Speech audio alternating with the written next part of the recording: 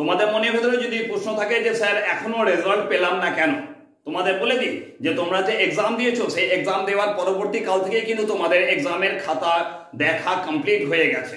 তোমাদের এক্সাম খাতা দেখা কমপ্লিট হওয়ার পরবর্তীকালে যেটাকে করা হয় সেটা হচ্ছে তোমাদের এক্সামের যে রেজাল্ট, সেই রেজাল্ট প্রিন্ট আউট করার কথা।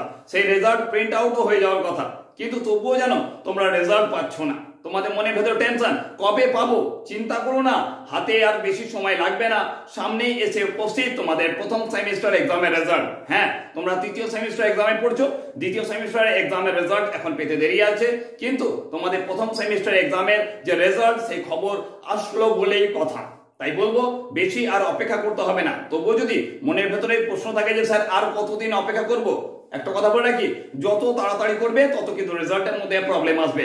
ইউনিভার্সিটি যেভাবে ধীরে ধীরে নিজের প্রসেস অনুযায়ী খাতা চেক করে তোমাদের রেজাল্ট প্রিন্ট আউট করছে, সেইভাবেই তোমরা মনে করবো যে সেই কাজটাকে করতে দাও।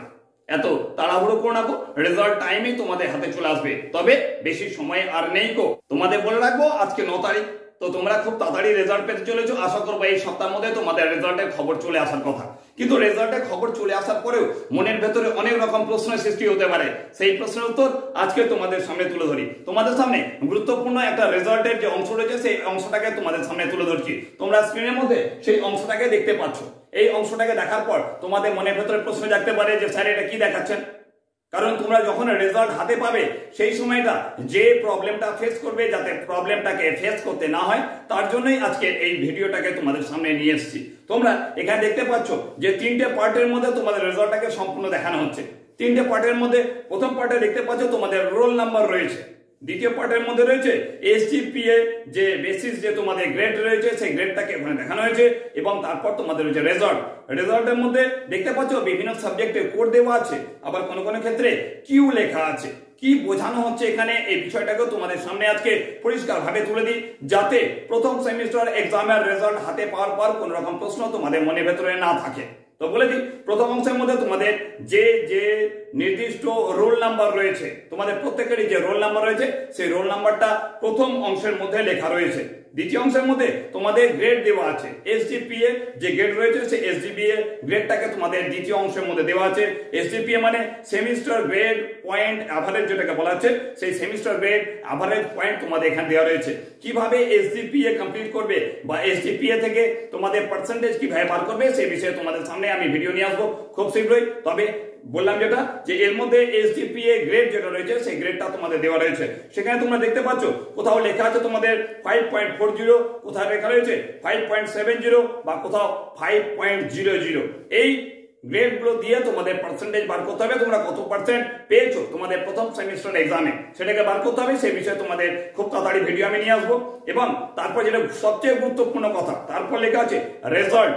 রেজাল্টে দেখতে পাচ্ছ কোথাও লেখা আছে কিউ বা কোথাও লেখা আছে বিভিন্ন সাবজেক্টে কোড দেওয়া আছে। যে যে সাবজেক্টে তোমাদের থাকুক না কেন, তোমাদের মেজর যেটা থাকুক, মাইনর যেটা থাকুক, তোমাদের এইসি থাকুক, তোমাদের ভিএসসি থাকুক, তোমাদের এমডিসি থাকুক, যাই থাক না কেন, যদি দেখতে পাও ওখানে কিউ লেখা আছে, ক্লিয়ার?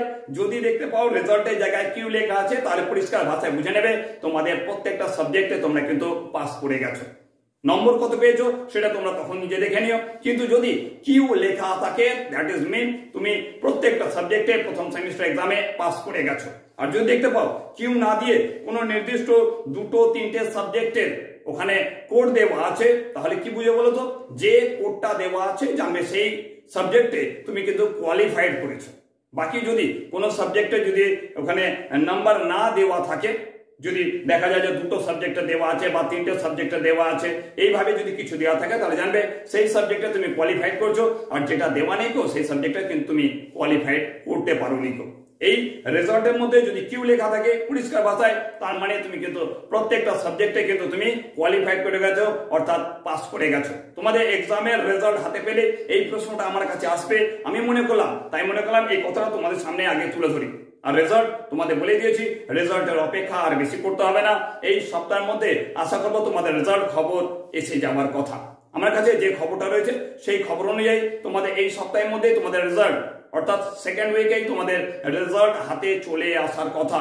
যদি কোনো রকম ভাবে ইউনিভার্সিটি না আটকায়, যদি ইউনিভার্সিটি যদি মনে করে যে এখন রেজাল্ট পাবলিশ করবে না, আরো এক সপ্তাহ হাতে নেবে, তাহলে আমার কিছু বলার নেই। কিন্তু যে খবরটা আমার কাছে এসেছে সেই খবর অনুযায়ী তোমাদের এই সপ্তাহের মধ্যে রেজাল্ট হাতে চলে আসার কথা। তো বলবো যে এই বিষয়টাকে তোমাদের সামনে তুলে ধরলাম, অর্থাৎ তোমাদের প্রথম অংশে রোল নাম্বার লেখা আছে, দ্বিতীয় অংশের মধ্যে তোমরা SGPA গ্রেড কিভাবে পেয়েছো সেই গ্রেডটাকে লেখা থাকবে, আর থার্ডে রইবে তোমাদের রেজাল্ট, অর্থাৎ সমগ্র সাবজেক্টে যদি পাস করো তাহলে কিউ লেখা থাকবে, যদি কোনো নির্দিষ্ট সাবজেক্টে ফেল করো তাহলে সেই সাবজেক্টটা বাদ দিয়ে বাকি সাবজেক্টগুলোর ওখানে কোড তোমাদের দেওয়া থাকবে, অর্থাৎ যে সাবজেক্টে কোড দেওয়া আছে সেই সাবজেক্টে তোমরা অবশ্যই কোয়ালিফাইড করেছো। আশা করবো তোমরা প্রত্যেকটা সাবজেক্টে কোয়ালিফাইড করবে এবং রেজাল্টের জায়গায় অবশ্যই কিউ লেখা থাকবে।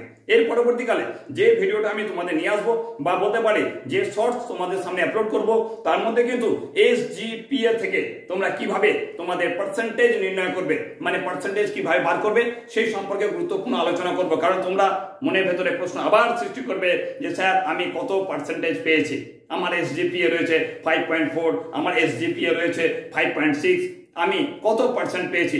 এই প্রশ্নটা যাতে তোমরা আমাকে না করো তার জন্য তোমাদের চ্যানেলে সে বিষয়ে ভিডিও আনতে চলেছি। তাই বলবো প্রতিনিয়ত নজর রাখো তোমাদের ইউটিউব চ্যানেলে।